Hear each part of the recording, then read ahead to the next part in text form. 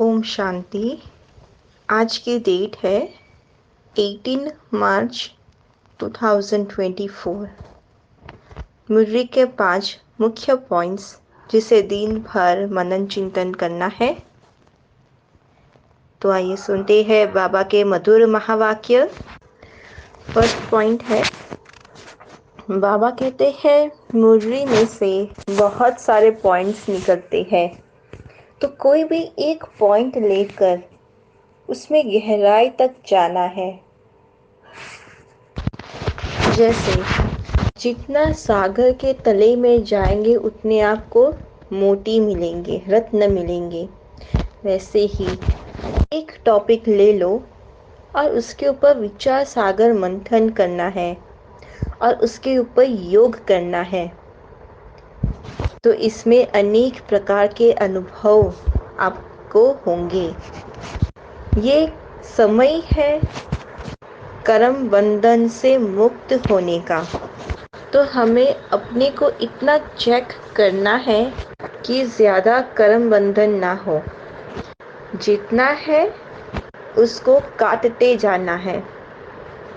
जैसे अगर आप मन से कोई संकल्प करते हो किसी के बारे में, तो वह भी एक हिसाब बनाता है। किसी के प्रति अच्छा सोचा तो अच्छा हिसाब होगा, किसी के प्रति खराब सोचा तो आपका हिसाब खराब होगा, तो उसको वापस से चुकता करना पड़ेगा। अपनी वाणी और कर्म से तो हिसाब बनते ही है, लेकिन मन से भी सूक्ष्म हिसाब तो बनते ही है, तो उसको अंडरलाइन करना है। सबको देते जाओ अपनी दृष्टि से, सबको भाई भाई की दृष्टि से। वह स्नेह और संबंध पक्का हो जाता है। दृष्टि से प्रकाश दो, हाथों से गुण दो और पाँव से उस भूमि को पवित्र कर दो। ब्रह्मा बाबा के कदम पर कदम रखो, तो इससे कर्म बंधन कटता जाएगा, प्लस दुआएं भी मिलेगी, प्लस पुण्य के खाते भी आपको जमा मिलेगा, वह भी बढ़ेगा। इसलिए हमें यह मेहनत करनी पड़ती है। जो मेहनत करेंगे उसको ही पास वेद ऑनर बनेंगे। इतनी मेहनत करो कि वो नेचुरल हो जाए। जैसे अपनी स्थिति है देह अभिमान में रहने की, वह नेचुरल अवस्था हो गई थी। अभी मेहनत करके ऐसा स्थिति बनाओ देही अभिमानी, जो वह नेचुरल हो जाए। अमरलोक में जाने के लिए शिव बाबा हमें अमर कथा सुनाते हैं, तो ज़रूर कलयुग में सुनाएंगे। इस मृत्यु लोक में कथा सुनने से हम अमरलोक में चले जाते हैं, राम राज्य में चले जाते हैं। हमारी है यह पुरानी खाल, अब हमारी नई खाल तैयार हो रही है। पुरानी को अब छोड़ना है। अमरलोक जहाँ काल आता ही ना हो। अभी हम समझते हैं कि राखी उत्सव, दशहरा, दीपमाला, होली आदि सब इस समय के हैं, जो फिर भक्ति मार्ग में चले आते हैं। यह सब कुछ सतयुग में त्योहार नहीं होंगे, वहाँ तो हर दिन त्योहार ही त्योहार है। अभी हमें बेहद के बाप से बेहद का वर्षा मिलता है। सेकंड पॉइंट है, यह रुद्र शिव बाबा का एक ही यज्ञ है, जिसमें सारी पुरानी दुनिया स्वाहा हो जाती है और नई दुनिया की स्थापना होती है। फिर हम जाकर देवता बन जाते हैं। तो बाबा ने कहा यूनिटी बनकर, एक यूनिटी में रहकर सबको एक टॉपिक पर विचार सागर मंथन करके सबको समझाना है। यहाँ तुम जो कुछ भी देखते हो सब इविल ही इविल है। तो बाबा कहते हैं, देखते हुए ना देखो, सुनते हुए ना सुनो। क्या देखना है? आत्मा को ही सिर्फ देखना है। क्या सुनना है?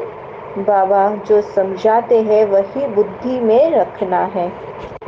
थर्ड पॉइंट है, हम संगम युगी ब्राह्मण हैं, देवताओं से भी उच्च है। हम हैं ईश्वरीय औलाद। जब बाबा स्वर्ग की स्थापना करते हैं और हम उनके ईश्वरीय संतान हैं, तो बाप से तो वर्षा मिलता है, वह तो स्वर्ग की स्थापना करते हैं, तो हम स्वर्ग के मालिक बन जाते हैं।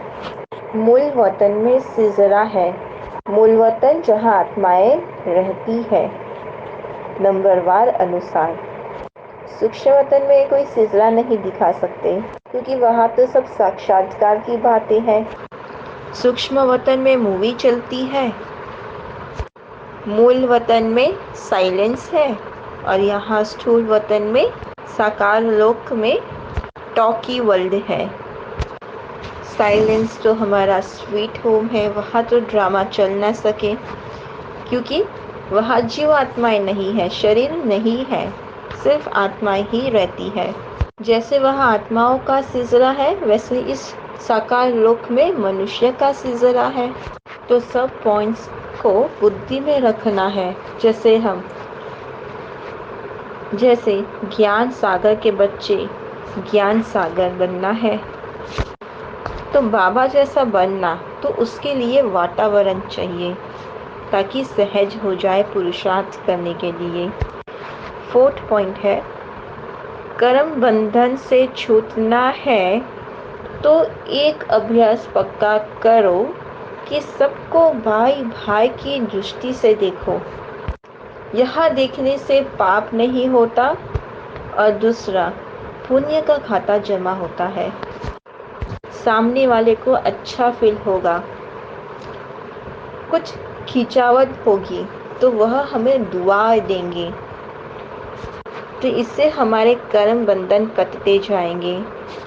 बाबा कहते हैं, बाबा को याद करते रहो, शरीर का भान भी न रहे, तब जाकर हम 5वीं ऑनर बनेंगे। ऐसी अवस्था वाले भी कोई विरला ही कोई रहता है, विरला ही कोई कर सकता है। दृष्टि को ऐसे जमा दो कि मैं जिधर देखूं आत्मा ही नजर आए, इतना पक्का कर लो कि लोग आपको देखे और सामने वाला का भी योग लग जाए, इतने पावरफुल बनो। इसमें तो बस अभ्यास की मेहनत है। यह नाटक है सब, अंत में सब आ जाते हैं इस ड्रामा में। जब एक भी नहीं रहेगा हमारे घर शांति धाम में, तब फिर हमें वापस जाना है। जो भी मनुष्य मात्र है सब चले जाएंगे, बाकी थोड़े बचेंगे। तो उस थोड़े बचने वाले क्या कहेंगे, वह सबको सी ऑफ करेंगे। तुम आए हो साथ ले जाने और सबको भेजने के लिए, इतने करोड़ों मनुष्य जाएंगे तो उनको सी ऑफ करेंगे। फिफ्थ पॉइंट है, हम है लाइट हाउस। हम सबका ठिकाना करते हैं, सबको सही जगह ले जाते हैं, सबकी सदगति करते हैं। हम बाबा जैसे सर्जन बन जाते हैं, सरोफ बन जाते हैं, धोबी बन जाते हैं, क्योंकि बाबा को याद करने से उनकी विशेषताएं हमारे अंदर आ जाती है, तो महिमा हमारी भी हो जाती है, परंतु नंबरवार पुरुषार्थ अनुसार। बाबा हमें कितनी तरावती माल खिलाते हैं, अंत में सिर्फ यही कहते हैं, मन मना भव। कहा जाता है करो सेवा तो मिले मेवा। तो हमारी कौन सी सेवा है? ईश्वरीय ज्ञान देने की ईश्वरीय सेवा है। और मेवा क्या है? जो यह ईश्वरीय सेवा करेंगे उनको मेवा, कौन सा? अतीन्द्रिय सुख का, शक्तियों का, खुशियों का वैरायटी मेवा उसको मिल जाता है, तो हम अधिकारी बन जाते हैं। तो ब्राह्मण का काम क्या है? पढ़ाई, पढ़ना और पढ़ाना। तो ऐसी ही ईश्वरीय सेवा करने से ईश्वरीय फल के अधिकारी बन गए। तो इसी नशे में रहना है। बाप के साथ रहकर कर्म करो तो डबल लाइट रहेंगे। जो भी कर्म करना है बाबा को याद करते करते करना है, तो सफलता भी मिलेगी, तो डबल लाइट सबको सकाश भी मिलेगी, तो वायुमंडल अच्छा बनेगा, दुआएं भी मिलेगी, पॉजिटिविटी रहेगी, बहुत कुछ प्राप्ति ही प्राप्ति है इससे। अच्छा, ओम शांति।